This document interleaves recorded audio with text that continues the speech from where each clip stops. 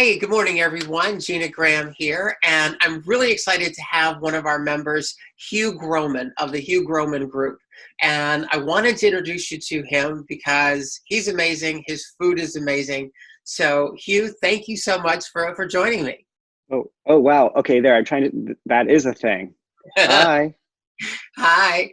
And There it is. Hi.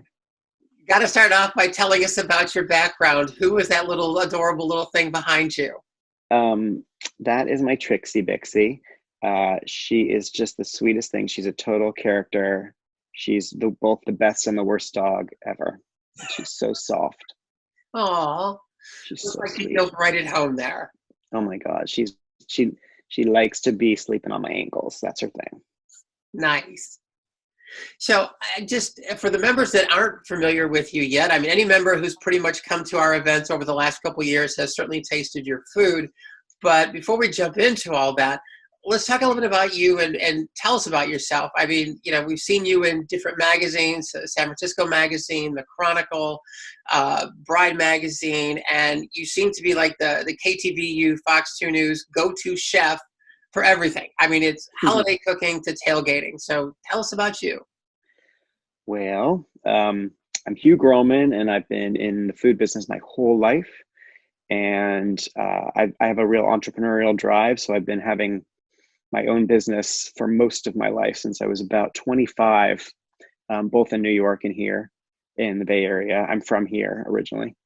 And I love to work. I'm such a worker. I'm a workaholic. I'm a work obsessed. And then I went to some 12-step meetings, and now I'm sort of a workaholic. I don't know. I'm just, yeah, I just love to work. And I have that Jewish, like, I'm afraid that they're going to come and get me, so I better work harder kind of a weird thing. And I love doggies, and I love uh,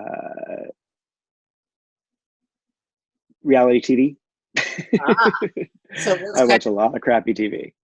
is there a new go-to since the quarantine that you've been? Oh my God. Okay, my latest, Selling Sunset.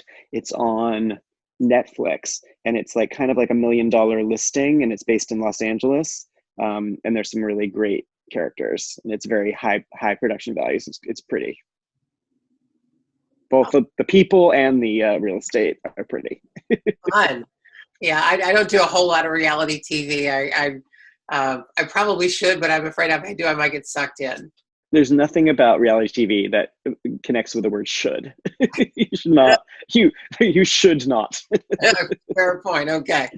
I want to, you mentioned hard worker and workaholic, and that certainly comes through with everything you do, the Hugh Groman Group, because the Hugh Groman Group is not just a single thing. You've got it's an umbrella for a variety of things. Can you want to explain a little bit more? Sure. I started out professionally in the food business my whole life since I was 15. And I was trying to figure out, how could I do that and still be a happy person?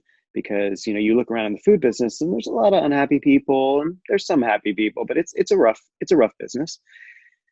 So I remember being in my 20s and looking around at this big restaurant I worked in New York, and I said, I think this is my career, but nobody seems happy. How am I going to be happy? Mm. And I found that catering was really the thing that was the right fit for me. Basically, it's perfect for my personality. It's projects. It keeps changing. There's always something new. You can expand and contract if you need to. It's restaurants. I've had 2 restaurants in my time, and they were, once you get over the excitement of building it and envisioning it and designing it and creating it, it becomes a daily grind, and it's not my personality. I cannot do it. So I started out in catering, and I found that was really the way to go for me. And then I enjoyed like high-end catering and nice service and nice things. And then we created a second division based on our the feedback we're getting, which is some people just don't want to pay for the high-end catering. They just want a drop off. And for years I resisted drop off because I associate it with chafing dishes and the smell of sterno and the sort of food that's always sort of strangely lukewarm in an odd way that somehow it just doesn't read. the way that you want it to with the quality. So I basically tried to solve for that.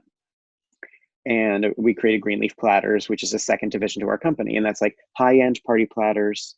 Everything's meant to be served at room temperature. We come in and we set it all up beautifully for you on iron stands with beautiful serving spoons. There's not a lot of waste, like a party platters often, like at Costco or wherever, there's just tons of plastic and it all reads as kind of cheap, and then you have to throw it away. So those are all big problems. So when you do it on the white porcelain platters, not only does it read as really more elevated and elegant, creates a much higher end experience, but then you don't have to throw everything away. We just come and pick it back up again. So we created that. And then Phil's Sliders, my third division, my third division was because I opened up another restaurant, Phil's Sliders, and had that for 6 years. But again, I was not happy doing that. It was not working out well financially. So we flipped that into another catering division, so we can have an affordable catering division that's little hamburgers and potato tots, just extremely simple, branded, colorful, affordable, and fun. And now I guess I have a fourth division called Greenleaf Provisions, which is basically an offshoot of Greenleaf Platters, but it's groceries and prepared foods, both fresh and frozen, and alcohol, delivered to all 9 counties, the entire Bay Area. So that's really fascinating, because this seems like, is this really an organic growth, or is this something that's part of a pivot given the situation we have, seeing a need and wanting to help people where they are? Yeah, it's definitely a pivot based on what's needed. I mean, I was not looking for a fourth division, but it might be around for a while, because I don't want to leave myself, with my pants down. Like, I need to be ready, whatever comes, whatever situation we face. I need to be ready to have some kind of food that we can provide for people.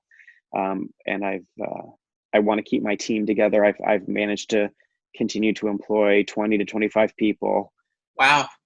And it's intense. That is amazing.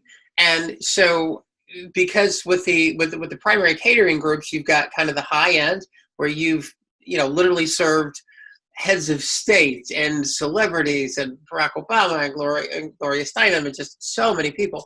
And then you've got the Greenleaf, and then with Phil's, with what you're delivering in the food, is there kind of a niche? Is this organic food, high-end food? Is it what? I mean, I think we've got a great mix. I think we've addressed a lot of it, and we've done whatever we could to make this work. And what I mean by that is we have the basic groceries. Mm-hmm. So, and we've been expanding that. So we've got like local orange juice and local bagels, and we add these like sunflower butters that are like locally produced. And then we've got, 3 different kinds of flour and sugar and yeast. And I mean, it goes on and on. We've got like 40 or maybe 60 or 70 different groceries, a bunch of produce, lemons, limes, oranges. So it's a lot. And then we've got meat and all of that stuff. But then we have our prepared foods that were kind of inspired by the Greenleaf Platters menus. And then we thought we really need stuff for people's freezer, because if you're going to have a delivery and you're going to spend a chunk of money, you don't want to just have too much food that then you feel pressure to eat quickly. So there's like some fresh food, and then we have these frozen soups and stews that serve, 2 to 4 people. So we've got like beef stew and really homey things, mac and cheese. We've got a lot of kid-friendly stuff, because you need to have kid-friendly stuff. People are home with their kids. Yeah. And then luckily they changed the laws with the liquor license that we have to allow us to deliver alcohol. And we way overbought on our booze from Christmas or from the holiday season this past season. We had so much wine and liquor, and we're selling it, and it's great. That's it's like we had this like resource that we can monetize over time. So thank God for that. Yeah, this is literally like a one and done phone call. You can place an order and everything shows up. It's all on the website, super easy to order, and then we confirm it and we can make changes for you. We can even add on, it's like a secret menu, like In-N-Out Burger. We have a secret menu of toilet paper and paper towels. So if you ask we'll ask you if you want to add toilet paper and paper towels. Nice. I bet that's a hot item these days. Yeah. So, and I also love in the description of it, because this is one of the fascinating things that I think is often overlooked with small business, is the tentacles of small business, is the supply chain that you have. You talk about the local butter and the local fruit and the local different things like this. So when people are able to spend their money within their community, that money stays within the community and it goes to so many other entities. Right. Yeah. Well, initially it was like, oh my God, like we for the first month or so, we were just in complete like shock and sort of trauma. And then now that we've had a moment to kind of catch our breath, I have been enjoying adding the local and more interesting items. It's been really fun to bring in the bagel people that we get our bagels from for catering, and the juice company, Voila Juice, where we get our juice from for catering. And that feels really nice. Very cool. So when people think about home catering, what's or catered events, what's kind of the biggest misconception out there? I mean, well, right now, the biggest misconception we're fighting is this is not party food, because, people see us as caterers, and there's so much noise on the internet and in the news that trying to actually get your information across is so hard. This is something that, people have been teaching me in networking for years and years, which is you may think it's obvious what you do, but people have no idea. Yeah. And even people who know you well, who you've known for years, they maybe have never been to your website. They maybe just don't remember.